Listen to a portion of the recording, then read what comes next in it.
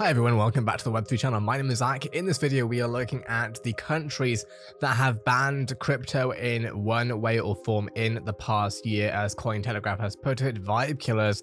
Here are the countries that moved to outlaw crypto in the past year. From Bolivia to China, governments sought to restrict crypto-related activity for various reasons and with different tools. So let's see what has happened here. Last week, Pakistan's Sindh High Court held a hearing on the legal status of digital currencies that might lead to an outright ban of crypto trading combined with penalties across or against crypto exchanges. Several days later, the Central Bank of Russia called for a ban on both crypto trading and mining operations.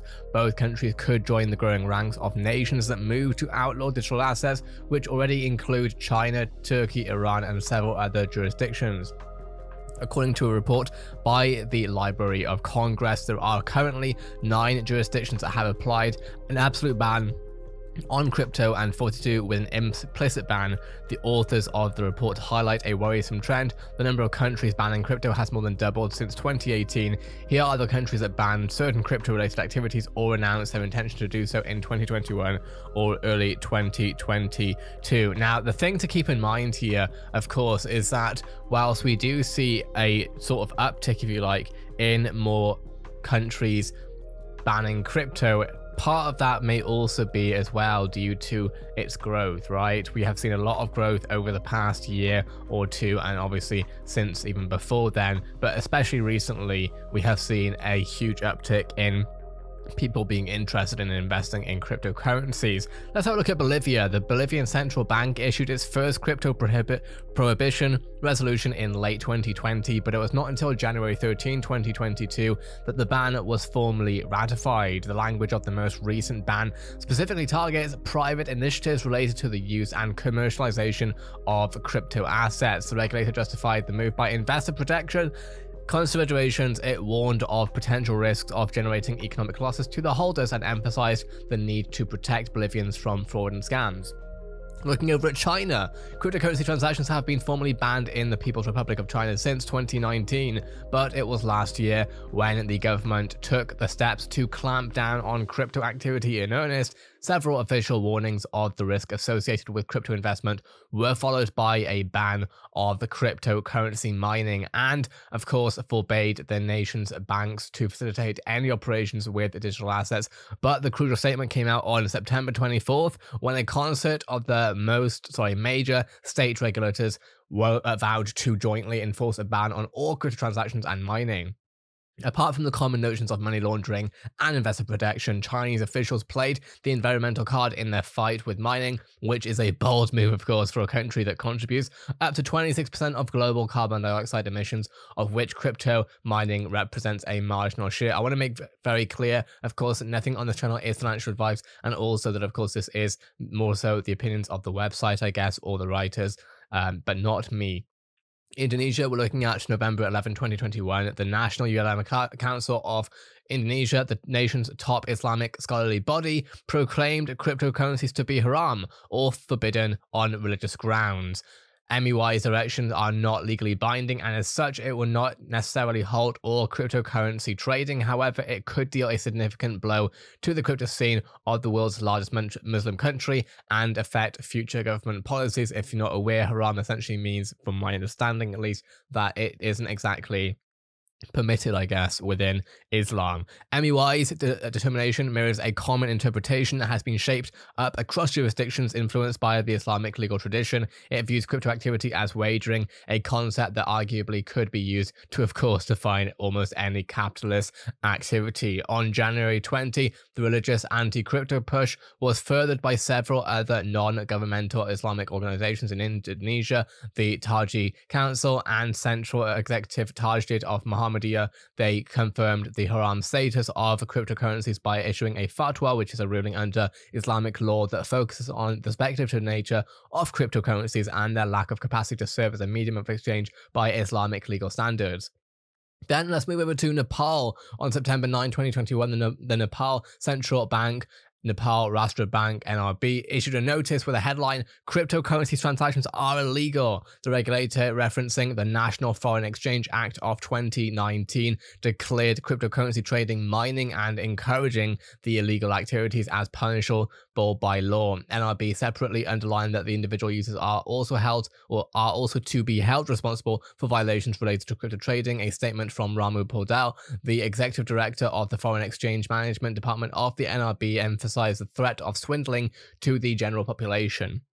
Moving from Asia to Africa, Nigeria, a U-turn in Nigeria's national policy on digital assets was cemented February 12, 2021, when the Nigerian Securities and Exchange Commission announced suspending all plans for crypto regulation following a ban by the central bank introduced a week earlier. The nation's central bank, I'm assuming maybe bank, but I'm not sure, ordered commercial banks to shut down all crypto-related accounts and warned for penalties for non-compliance. CBN's explanation for such a crackdown lists a number of familiar concerns such as price volatility and potential for money laundering and financing of terrorism. At the same time, CBN Governor Godwin Emefiele, sorry for getting the name wrong, potentially stated that the central bank was still interested in digital currencies and that the government was exploring various policies and scenarios. Now we're looking at Turkey. Turkey will also be having a separate video on later today where we go over the situation over there. On April 2021, the price of Bitcoin tumbled 5%.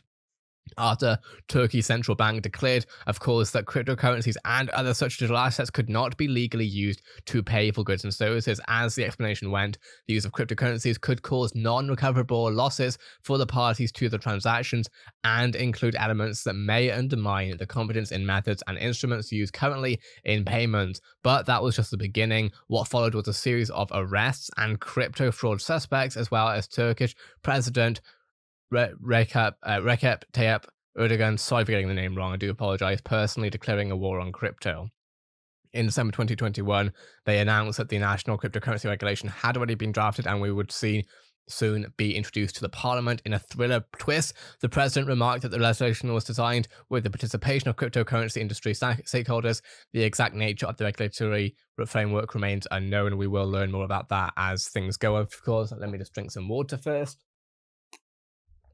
Russia. In a January 2022 report intended for public discussion, the CBR proposed a complete ban on over-the-counter cryptocurrency trading, centralized and peer-to-peer crypto exchanges, as well as a ban on crypto mining. The regulator also advanced the idea of imposing punishments for violating these rules. In the justification part of the report, CBR compared crypto assets to Ponzi schemes and listed concerns such as volatility and illegal activity financing, as well as undermining the environmental agenda of the Russian Federation. But perhaps the most relevant of the justifications was the concern over the potential threat to Russia's financial sovereignty.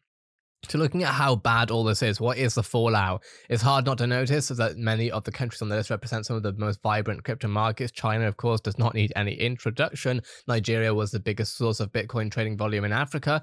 Indonesia was on Binance's radar as an expansion target, and Turkey saw a rising interest in Bitcoin amidst the lira's free fall. When crypto awareness and adoption reaches such level, it is hardly possible to outlaw the technology whose advantages have already become known to the general public. It is also worth a mention that in many cases the authorities' messaging around crypto has been ambiguous, with officials publicly voicing their interest in digital assets potential before and even in the wake of the ban. Caroline Malcolm, head of international policy at Blockchain Data from Chainalysis, notes to Cointelegraph that it is important to be clear that only a very few cases is there in fact a full ban.